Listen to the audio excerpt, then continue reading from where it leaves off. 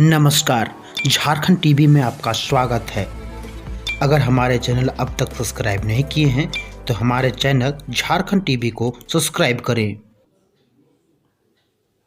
नमस्कार, झारखंड टीवी में आपका स्वागत है। लगता है आप लोगों को अपने पत्रकार भाइयों से कोई प्यार नहीं, उनसे कोई हमदर्दी नहीं और ना ही कोई दया आती है उन पर। आपके लिए तो मानो हम पत्रकारों की जान की कोई कीमत ही नहीं। वरना बताइए, इस वैश्विक महामारी के आलम में पूरे देश में लॉकडाउन के दौरान जहां हर तरफ लोगों को घर में रहने की हिदायत दी जा रही है, वहीं डॉक्टर, पुलिस, सफाई कर्मियों और पत्रकारों की ड्यूटी व जिम्मेदारी बढ़ गई है। पर विडंबना यह है कि इस महामारी में पत्रकारों को छोड़कर बाकी सभी सेवाओं के कर्मियों को सरकार हर तरह की चिकित्सा सेवा एवं जरूरी सभी मदद कर रही है।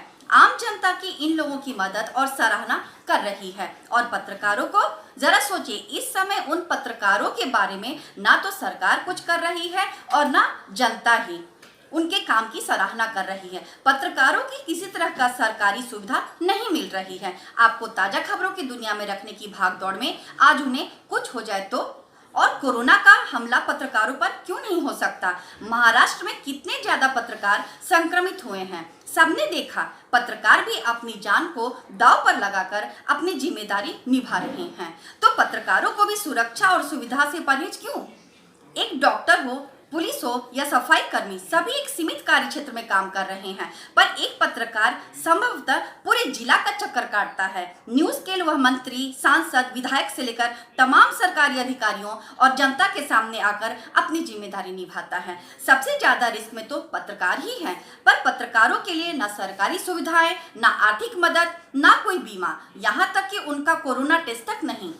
कल्पना कीजिए कि अगर एक पत्रकार कोरोना से संक्रमित होता है, वह कितने लोगों को इस बीमारी को फैला सकता है। यह एक गंभीर मामला है जिस पर सरकार को उचित व्यवस्था करने की जरूरत है। तभी पत्रकार अपने कर्तव्यों का निर्वहन ईमानदारी से कर रहे हैं। क्या आपको नहीं लगता कि इस महामारी में पत्रकारों की रेगुलर जांच होनी चाहिए, खासकर उन इलाकों में जहां सरकार की तरफ से रेड जोन घोषित कर दिया गया है। कम से कम इन इलाकों में इन पत्रकारों को विशेष करके स्वास्थ्य जांच की समुचित व्यवस्था होनी चाहिए।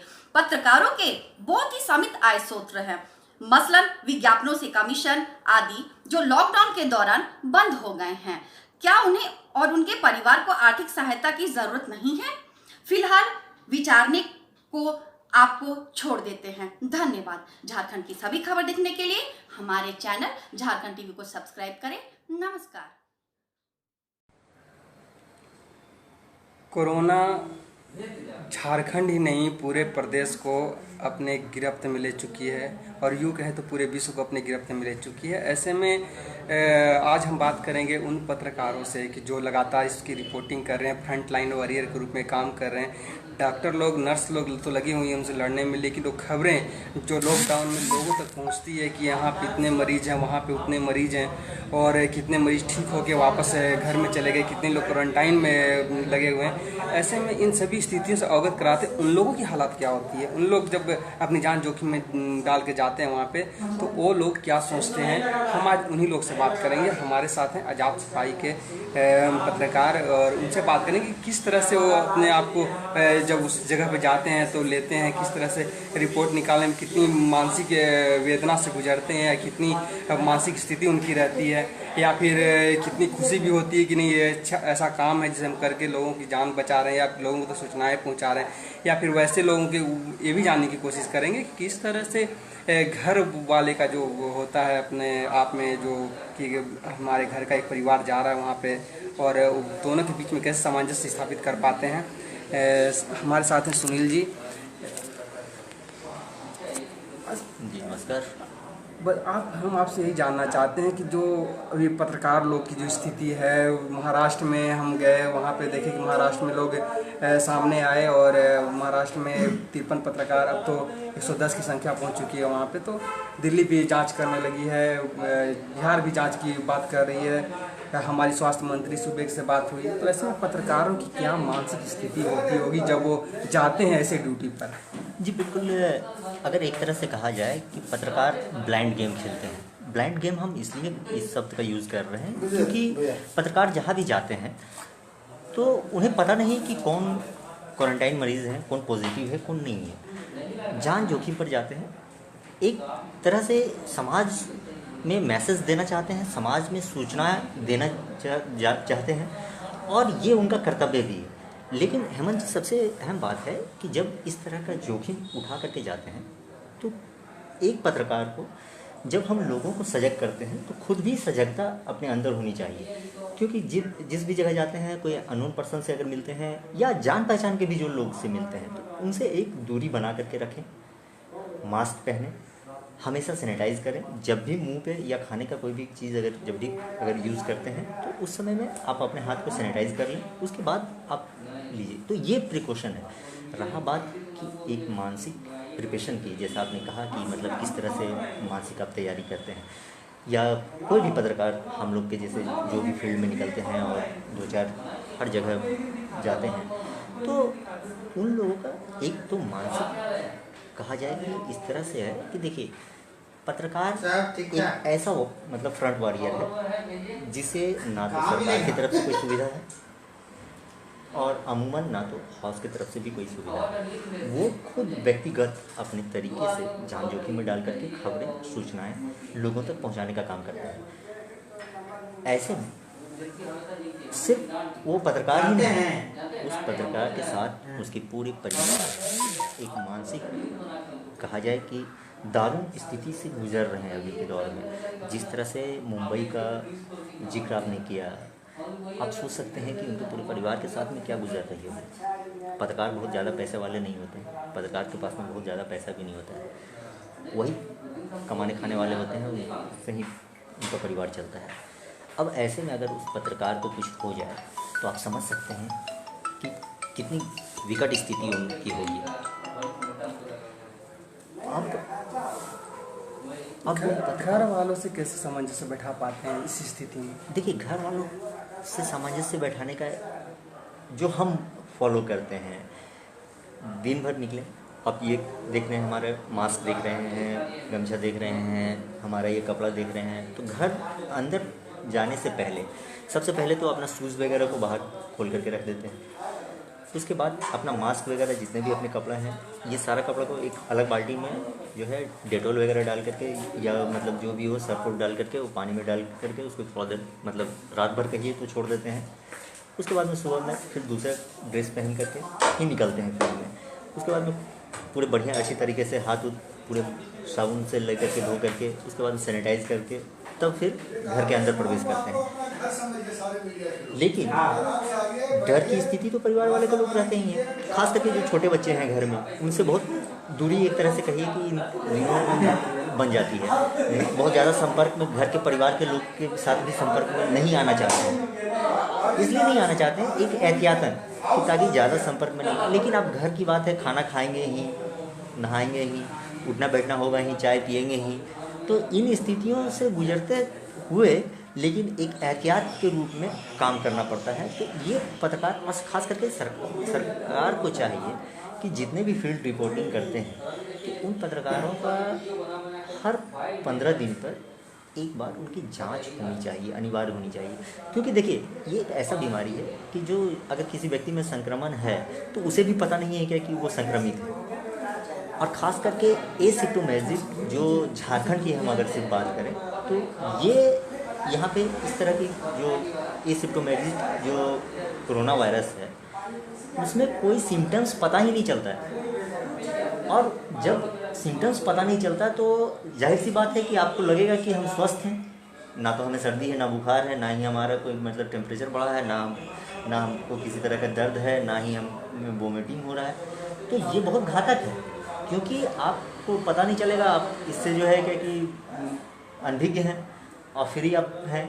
और जब ये धीरे धीरे जब ये संक्रमण जब बढ़ जाएगा तो एकाएक आप बहुत भयावह स्थिति में पहुंच जाएंगे और आप वेंटिलेटर पर जा सकते हैं, ऐसी स्थिति हो सकती है। और पत्रकार जब फील्ड में घूमते हैं तो उन्हें भी नहीं पता कि किन किन लोगों के साथ संपर्क में आए हैं, कितना आए हैं, कितने लोगों से बात किए, कहाँ उठे बैठे, हर जगह कहीं भी संक्रमित हो सकते हैं। ऐसा नहीं है कि मतलब हम सिर्फ छूने से या कि किसी का मुंह पे खांस देने से या उसका मतलब जूठा खा लेने से ही संक्रमण होगा। आप जिस चेयर पर बैठे हैं, अभी हम लोग जिस चेयर पर बैठे हैं, इस पर किस तरह के कैसे कैसे लोग बैठ करके गए हैं, तो ये भी संक्रमण का मतलब एक जरिया हो सकता है। तो ऐसे में सरकार को चाहिए कि फील्ड रिपोर्टिंग करने वाले जितने भी पत्रकार हैं, उन पत्रकारों का हर 15 दिन पर उनकी प्रॉपर जांच होनी चाहिए। तो ऐसा नहीं लगता है जैसे कि जिस प्रकार सरकार सभी की मदद कर रही है, गरीबों की या फिर पुलिस वालों को प्रिकॉशन दी जा रही, पीपी की किट दिए जा रहे हैं, ऐसे में पत्रकारों को भी एक बीमा या जो भी है वो मुहैया कराया जाए, जिससे उनके परिवार वालों की भी एक सुरक्षा मिल सके, या योग एक पीपी किट अवेलेबल करवा दिया जाए। कुछ ऐसी राहत नहीं, जब सब जगह लॉकडाउन है, तो ऐसे में इनके लिए भी कुछ हेल्प के लिए कुछ नए नए तरीके देने चाहिए। जी बिल्कुल, क्योंकि देखिए अभी हम आपको एक राजस्थान का मामला बताते हैं। एक पत्रकार की बेटी विदेश में पढ़ती थी, वो आई, वो अपने पिता के संपर्क में आई, उसके पिता पॉजिटिव हो गए और उसके पिता मुख्यमंत्री के साथ में गए, उनके प्रेस कॉन्फ्रेंस में शामिल हुए और तमाम बहुत सारे लोगों के साथ संपर्क में आए। जब पता चला कि वो पत्रकार भी होता है, तो ये सिर्फ पत्रकार की सुरक्षा की बात नहीं है, ये उन लोगों की भी सुरक्षा की बात है, ये उनकी भी दायित्व है, क्योंकि हम उनके संपर्क में आते हैं, वो भी हमारे संपर्क में आते हैं। अगर स्वस्थ नहीं हो रहेंगे, अगर हम संक्रमित हो जाएंगे, तो वो भी संक्रमित हो सकते हैं, क्योंकि हमारा उनका वास्ता तो होते ही रहता है। हम पुलिस से मिलते हैं, हम डॉक्टर से मिलते हैं, हम नेता से मिलते हैं, अधिकारी से मिलते हैं, तो इसलिए और पत्रकार तो हर जगह जाते हैं, इसलिए इस तबका का ख्याल रखना चाहिए। और जहाँ तक कि आप बात बोले कि पत्रकारों को बीमा कराना चाहिए या इस तरह की सरकार को कदम उठाना चाहिए, पीपीई किट, तो पीपीई किट का उतना बहुत ज़्यादा नहीं है, क्योंकि मतलब वैसी जगहों पर अगर आप जाते हैं संक्रमित क्षेत्र में या मतलब उस वार्ड में जा रहे हैं आप, तो उस समय में पीपीई किट जो है होना चाहिए, वो उसका इस्तेमाल करना चाहिए और पत्रकार को मुहैया कराना चाहिए। लेकिन वैसे क्षेत्र में तो जाना ही नहीं चाहिए, बाहर से ही रिपोर्टिंग करनी चाहिए, ये मेरी सोच है। और रहा बात कि जहाँ तक बीमा की आप बात कर रहे हैं, तो ये राज्य सरकार की मतलब विवेक पर है कि वो कितना मदद करना चाहते हैं या नहीं करना चाहते हैं पत्रकारों को। क्योंकि देखिए एक मतलब होता क्या है ना कि पत्रकार एक ऐसा मतलब संस्था कहिए इसे है कि ये जिसकी भी सरकार रहती है, वो सरकार इसकी बैरी ही रहती है तो इसलिए बहुत ज़्यादा आप हम दबाव भी नहीं डाल सकते हैं हम लोग कि नहीं आप हमारा बीमा कराइए, क्योंकि एक पत्रकारिता एक ऐसा धर्म है कि इसमें आप जाहिर सी बात है कि आज प्रोफेशनल के रूप में आप पत्रकारिता से जुड़ रहे हैं, लेकिन कहीं ना कहीं ये समाज सेवा से ही मतलब अभी भी इसका आधार जो है, इसका अगर जड़ पे जाइए तो ये समाज सेवा से ही जुड़ा हुआ है। क्योंकि आप जितने एजुकेटेड होकर के आप इस क्षेत्र में आए हैं, तो उतना पैसा तो मिलता नहीं है। आप अगर चाहते थे इससे 3 गुना 4 गुना पैसा किसी दूसरे फील्ड में आपको मिल सकता था, लेकिन आपने पत्रकारिता ही चुना। तो आपने पत्रकारिता चुना, तो पत्रकारिता का मतलब है क्या कि आप समाज सेवा के लिए आप सामने आए हैं, पैसा आपके लिए वैल्यू है नहीं। हाँ, कहीं ना कहीं राज्य सरकार को और केंद्र सरकार को भी इस पर ध्यान देने की ज़रूरत है कि पत्रकार तो समाज सेवा के लिए आए हैं, लेकिन उसके साथ जो जुड़े परिवार हैं वो कहीं उसके बगैर उसकी स्थिति दयनीय ना हो जाए, इसका ख्याल रखना चाहिए। कुल मिला के अगर देखा जाए तो पत्रकार कहीं ना कहीं किसी न किसी के समाज सेवा के चक्कर में ये अपने आप को कहीं ना कहीं दुश्मन बना लेते हैं, किसी लोग को जो वैसे समाज से बिलोंग करते हैं, जो सच्ची बातों को बर्दाश्त नहीं कर पाते। तो जैसे कि एक केस हुआ था बिहार में, आपने देखा होगा कि एक आलम जी थे जो जिंदा जला दिया गया पत्रकार सच्चाई लिखने के कारण। तो ऐसी स्थिति में भी सरकार को तो ध्यान देना ही चाहिए पत्रकारों पे, क्योंकि अब तो महामारी है, ये तो अज्ञात दुश्मन है। जान के दुश्मन जो थे वो तो सामने थे, उससे तो बच नहीं पाए, अज्ञात दुश्मन से कैसे बच पाएगा? इसके लिए तो प्रिकॉशन देना ही चाहिए। वही बात बोले हेमंत जी कि देखिए प्रिकॉशन देनी चाहिए, लेकिन ये सरकार के विवेक के ऊपर है। अगर सरकार किसी तरह का सुविधा नहीं देती है तो आप उस पर कोई दबाव भी नहीं डाल सकते हैं। ना तो आप धरना प्रदर्शन कर सकते हैं, ना तो आप आंदोलन चला सकते हैं, ना ही आप चक्का जाम कर सकते हैं तो आपके साथ में है क्या कि आप या तो समाज सेवा कीजिए, पत्रकारिता कीजिए, और या नहीं तो आप छोड़ करके दूसरा फील्ड चले जाइए। आपके पास में यही 2 ऑप्शन है। अब रहा बात कि ये हम विवेक पर इसलिए कह रहे हैं कि राज्य सरकार का या कोई भी सरकार हो उसकी विवेक पर है कि अगर वो उनको लगता है कि नहीं पत्रकार जो है क्या कि इस तरह का जान जोखिम में डाल करके अगर खबरों को लाते हैं हमारे बीच लोगों के बीच, तो उनके लिए भी कुछ रियायत उनको भी कुछ देना चाहिए। और ताकि वो अगर फील्ड में रहें, मतलब अगर अपनी पत्रकारिता अगर कर रहे हैं, रिपोर्टिंग कर रहे हैं, तो वो मानसिक रूप से मजबूत रहें। क्योंकि अगर कहा जाता है क्या कि जब जब अगर कोई भी सरकार या कहें नेता अगर लड़खड़ाता है तो उसे पत्रकार ही सहारा देता है, भले उसके आलोचना करके आप दे रहे हो या कुछ भी। तो आप अगर हम लोग अगर आलोचना भी करते हैं तो ये नहीं कि हम उसके बैरी हैं, हम उसके हितैषी हैं। हम उनको सचेत करना चाहते हैं कि आप सचेत हो जाइए, आपका ये काम गलत है, आप ये इस तरह कीजिए, समाज सेवा मतलब इस तरह से होना चाहिए समाज के लिए। तो हम लोग मार्गदर्शक के रूप में, भूमिका के रूप में काम करते हैं। तो अब यहाँ पे है क्या कि अब कोई इसे मतलब व्यक्तिगत ले लेता है कि नहीं ये पत्रकार जो है क्या कि हमारे खिलाफ लिख रहा है और वो दुश्मनी मोल ले लेता है। तो ऐसी मानसिकता को जो है कि दरकिनार करते हुए पत्रकार को अपने कलम पर भरोसा करते हुए और जो सच्ची चीज़ है वो लिखना चाहिए, बगैर किसी भय का, बगैर किसी संकोच का, बगैर कोई लाग लपेट का। अभी हमने बात की पत्रकार आज़ाद सिपाही के पत्रकार हैं और इनसे काफ़ी सारी बातें की कि पत्रकार की मानसिक स्थिति क्या होनी चाहिए, किस तरह से वह काम करते हैं। और इनकी एक बात अच्छी लगी हमें कि जो सरकार की जो अपनी अपनी मत होती है, अपने अपने विवेक पे सोचना चाहिए कि फ्रंट वॉरियर जो हैं ये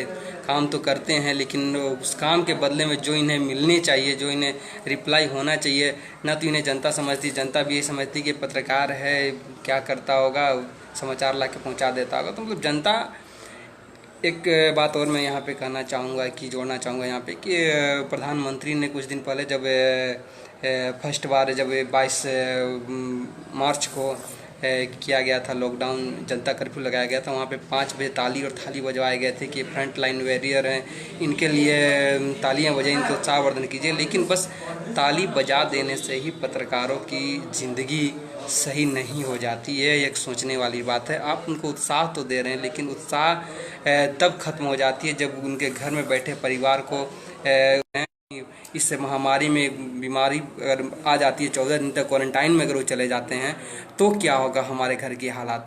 तो इसे ध्यान देनी चाहिए सरकार को भी, वर्तमान सरकार को भी, केंद्र सरकार को भी, तभी हम सही मायने में इस चौथे स्तंभ को सपोर्ट कर पाएंगे। चौथा स्तंभ भी खुलकर अपनी मुखरता से अपनी पत्रकारिता कर पाएगा। क्योंकि कहा गया है जहाँ पे सत्ता मजबूत हो, विपक्ष कमज़ोर हो, वहाँ पर विपक्ष की भूमिका पत्रकार निभाता है, तभी सही मायने में सत्ता सामने, सभी के सामने अपना राज्य प्रशासन चला पाती है। ज़्यादा से ज़्यादा लाइक करेंगे तभी हम आपकी सच्ची खबरें जो मीडिया हाउस अपने पास नहीं दिखा पाते हैं, जो मीडिया हाउस पे बंदिशें होती है, मीडिया लॉबी की बंदिशें होती है, वो हम आपको इसके ज़रिए देते हैं।